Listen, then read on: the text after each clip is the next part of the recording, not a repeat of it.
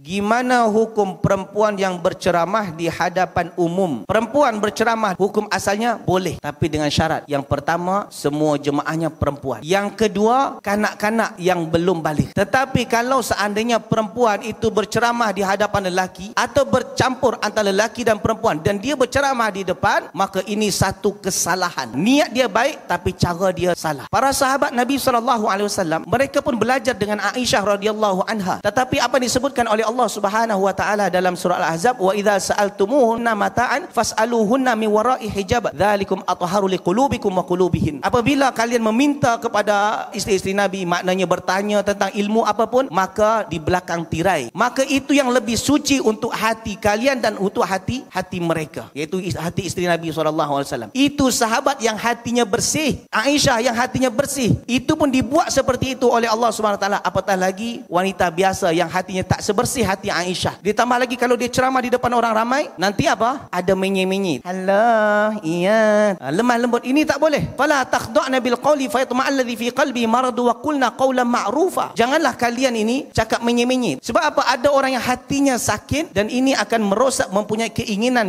yang tak elok nantinya. Jadi kalau seandainya perempuan nak bagi kajian, pastikan kajiannya di mana? Di hadapan para perempuan saja ataupun di kanak-kanak yang masih belum balik. Allah Ta'ala alam.